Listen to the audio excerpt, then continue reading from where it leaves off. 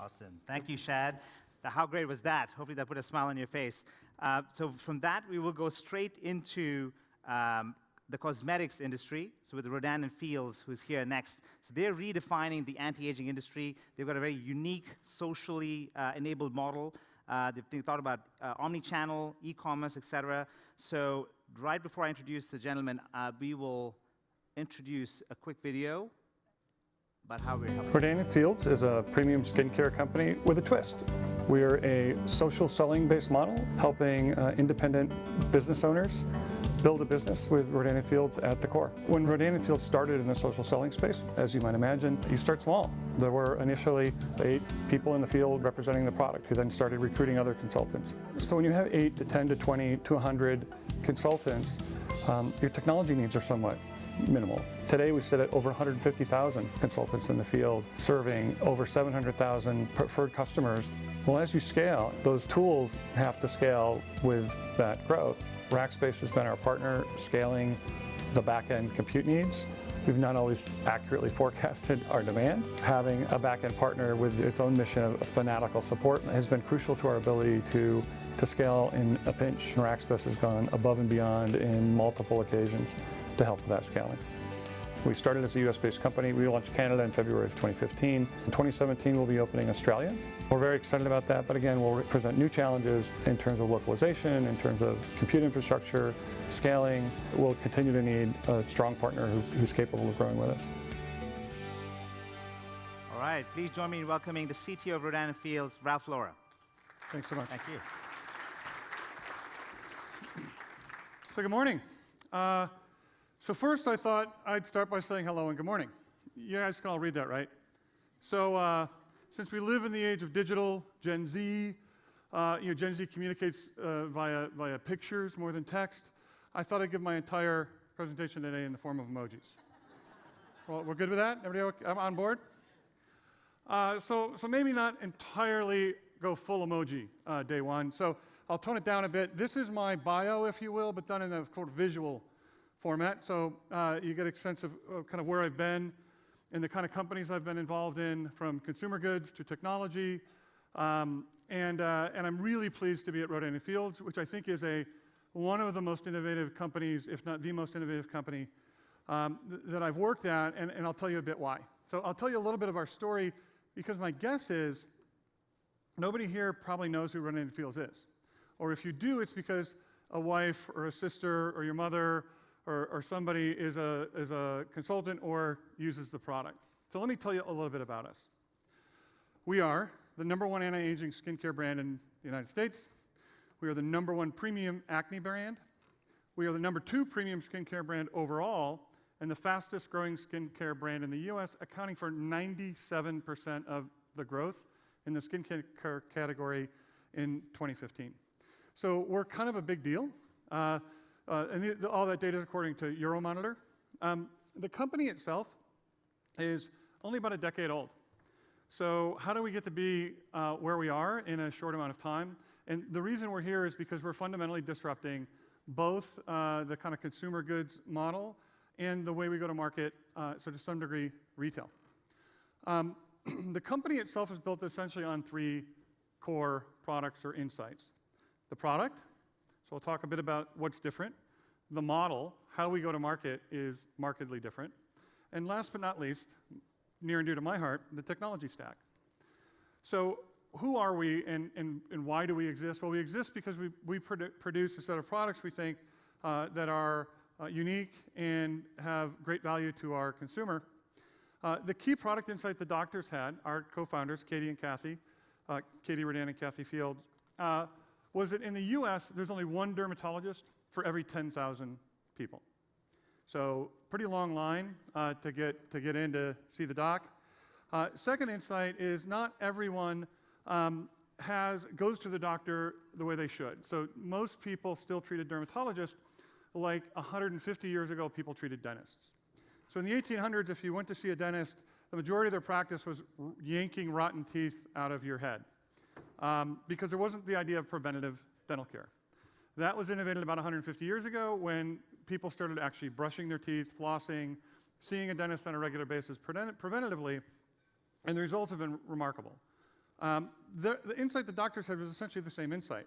If I wait until I have an issue, an acute issue like acne or sun damage, blemishes, I have wrinkles, fine lines, and then I go to the doctor, what do? I treat it in the harsh way, the equivalent of pulling a tooth. I inject it, or I laser it, or I peel it, or I do something harsh to try to address it. Instead, if I treated the skin differently, if I tried to keep it healthy in the first place and build a regimen-based, or what we call a multi-med therapy-based model, I can keep the skin healthy in the first place. I can prevent the wrinkle. I can prevent acne. I can prevent the sun damage. So they built a set of products really around 4 core regimens. An anti-aging regimen called Redefine that's fine lines and wrinkles oriented. Soothe is our product that addresses sensitive skin. It's a protein peptide-based formula that really does an amazing job of calming sensitive skin. Unblemished is around adult acne, which is a very, very different causality and therefore a different approach to treatment than teen acne. And Reverse, which is those sun damage, dark age spots, and so on, we can help fade and reduce those. So the idea is if I use this cleanser and this toner and this sunscreen and this lotion in the morning and the night, just like when I brush my teeth, I can fundamentally change my appearance. I can change my sense of self because I appear better. I can kind of have more confidence in the market. So that we think everyone should treat their skin the same way they treat their teeth. So that was the product insight. The go-to-market insight, I think, is interesting as well. So the business originally launched in department stores. It was very successful. So it grew to be a multi-million-dollar business, so much so that it was, at one time, the highest growth and highest volume brand in a couple of stores. It was bought out by a big consumer brand you'd recognize, and the doctors went back to being doctors. And they kind of watched it from afar. The problem is they got frustrated because they saw the growth occurring in the market. So as the business grew, the growth was happening from word of mouth, from the people that bought the product, loved the product, told their friends about the product. But all the profits were going to the consumer goods company that had bought the brand or the retailer that was merchandising it.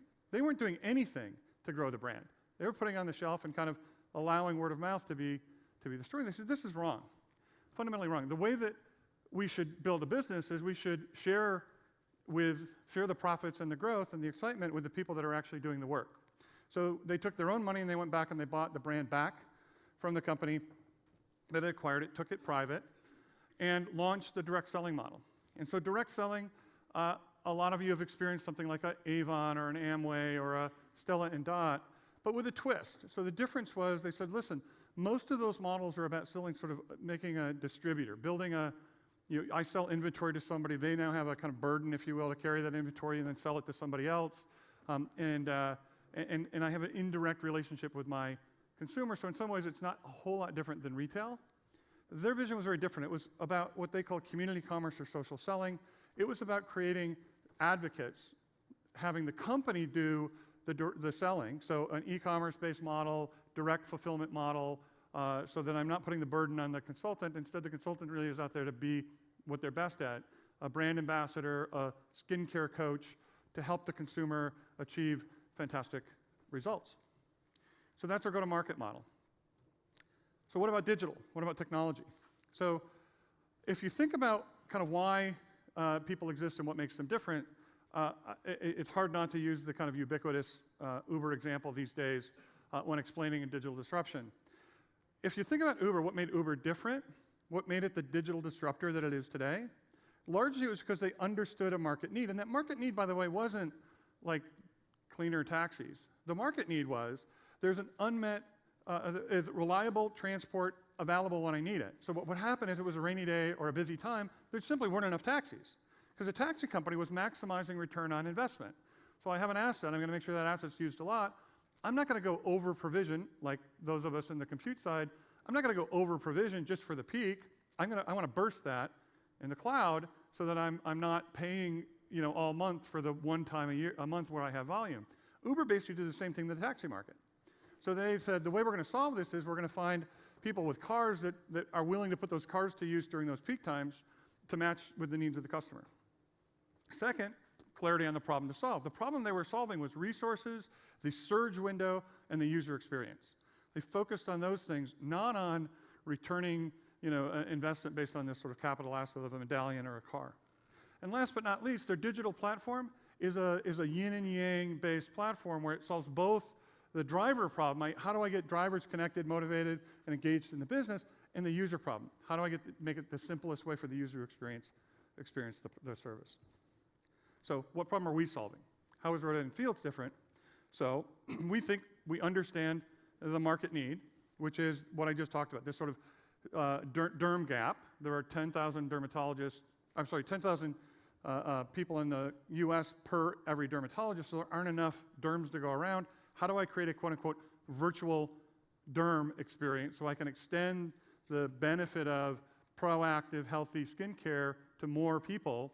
Well, I can't go make more doctors. That's a longer-term problem to solve. But what I can do is create a platform and experience and product set that bring that kind of derm experience to more and more individuals. And then skin aging, right? So there's I'm of a certain age, as it were. So I'm in my 50s. A lot of people I know are worried about looking good, feeling good, staying healthy. And so more and more we have an aging population that's worried about those sort of things. So how do I make sure I meet those needs of that consumer in this market? Second, clarity on the problem to solve. So problem to solve, experts. I need to create more experts. I need to simplify the process. In fact, I love that I'm following our Sesame Street. One of the words our CEO uses is I need to make it Sesame Street simple. So I need to make access to skincare, what to use, how to treat my skin, Sesame Street simple. And then it's about habit forming. It's about kind of being a personal coach. So we need someone to help remind you, hey, kind of like you go to the dentist and they, we've all had the experience where the dentist sort of shames you into how often you floss on your teeth, right? It seems like maybe not so often. And a few of us are like, well, doc, gee, let me think, the last time I flossed them, I think you did it. So we all have a bit of habit forming issue to address. In skincare, this is a new set of habits. So part of the thing our consultants do is help remind people, hey, if you want to have that great experience, let's stick with it. And then last but not least, our digital platform. So our digital platform, as I said, is driven around these sort of two halves. One, it's this virtual dermatology kind of model to help extend the knowledge of our products, our doctors and so on into the consultant community so they can be more efficient and effective advocates. And also it's the skincare coach kind of challenge, which is how do I help the individual themselves kind of with tools and aids, and then how do I help our consultant effectively coach that person?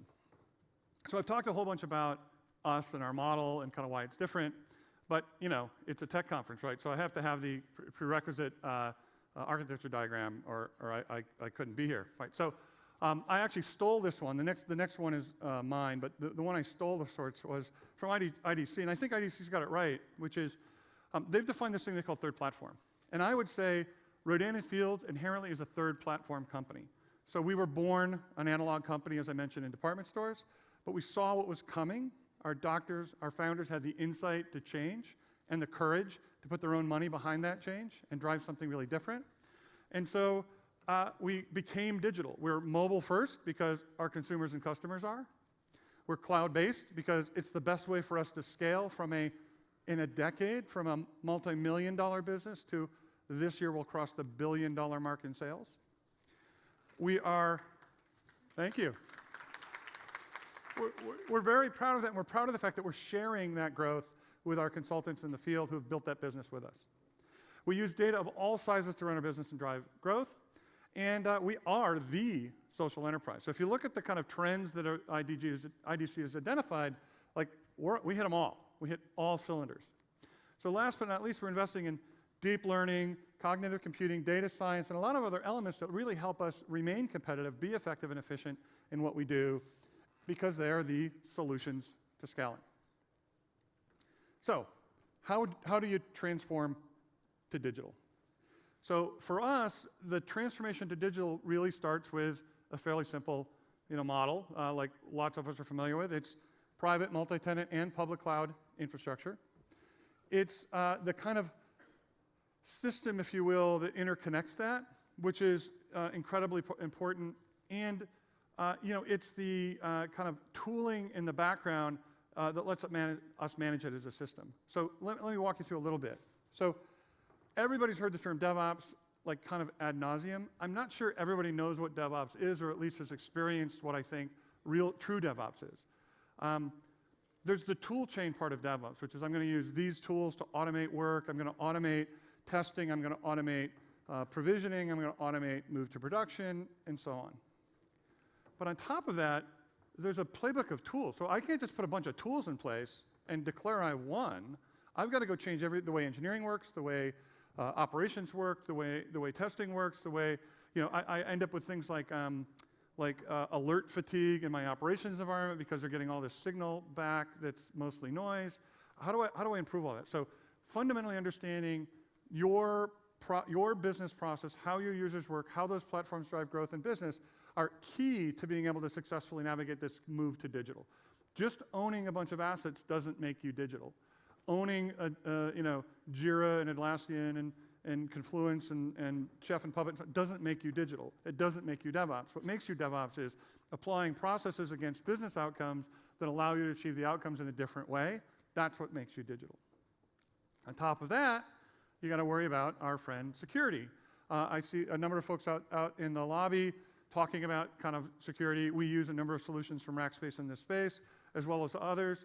And increasingly, our issue is I've got a payload that's both application and data that lives in a number of different places. How do I ensure that that data is secure where it is, but also secure as it moves between those locations? And how do I ensure that I maintain the promise I have to my consultant and my consumer to steward their data, their resources, and their information efficiently and securely?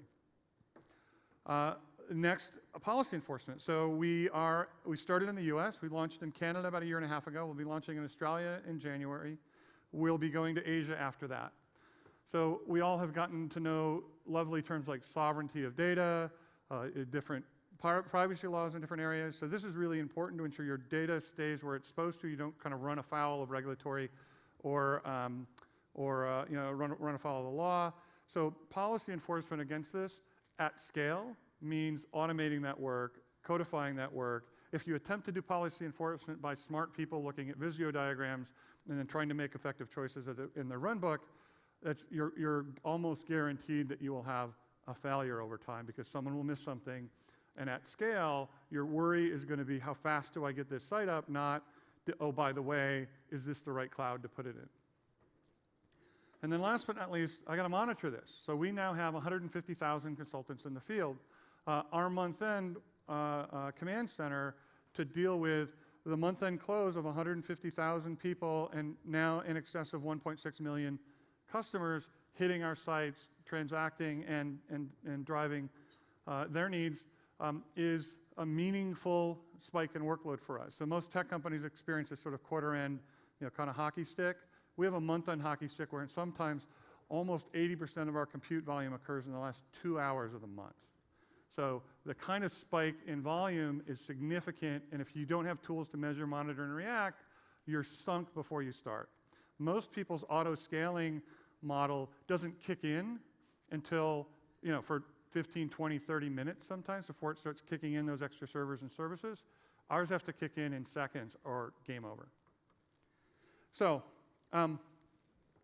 basically, for me, this is the kind of buildup of what we were doing. What's the takeaway? How are we doing things at a scrappy startup, a scale-up, if you will, that's different?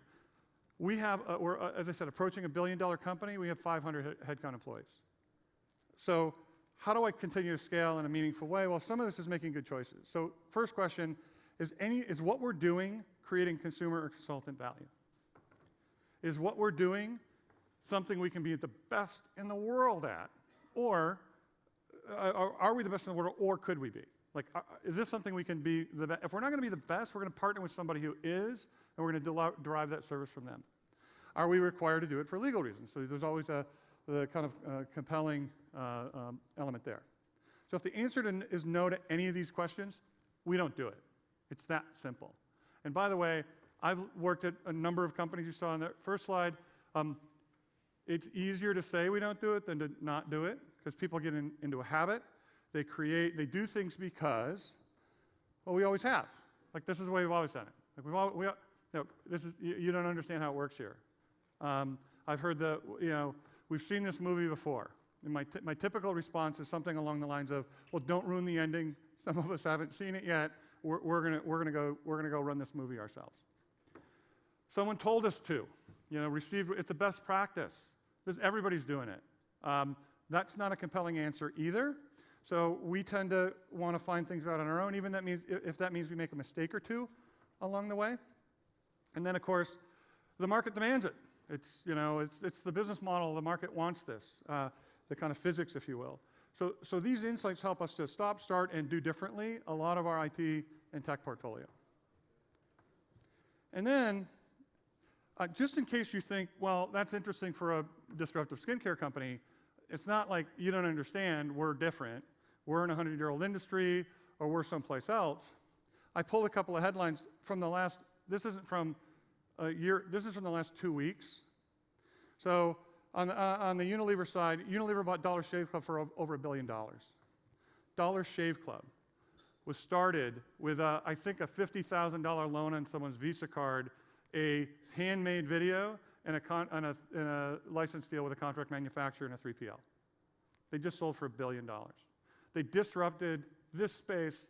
They came out of nowhere and disrupted this space in a super meaningful way. The reason Unilever bought them is not just for that business in the shave space, but because they're compelling value proposition around their go-to-market model. Direct selling is real. The retail channel has serious challenges in the way it's configured today, and Unilever saw that, and that's why they paid what they paid for Dollar Shave Club. What I think was super interesting is P&G's response a week later was to run an article describing how they're beginning to launch a number of direct selling subscription-based consumer businesses as well. So things like, Tide is a laundry brand of theirs. They are now launching a service where you can, like Uber, you pull up an app on your phone, you arrange a meeting, someone will come up, pick up your dirty laundry, take it out, wash it with Tide, and bring it back folded and clean. So they're starting to do consumer-based services connected to their brands and what their equity is, cleaning and so on. So just a really different model in the way even 150, 200-year-old, $100 billion companies are perceiving the market. So we are not alone. It's happening across every industry, and this could be happening to you. Thanks, guys.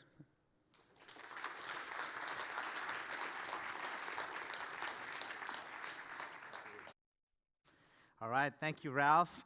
That was a really great story about obviously this hyper-growth business and how Rackspace Digital is helping. So hopefully that was useful. Now it's actually time for our first quick break of the day. So we'll be back here at about 11:40. Please take the time to meet with some folks out in the Solutions Pavilion, and we'll be right back. Talk soon. I never knew that everything was falling through, that everyone I knew was waiting on a cue to take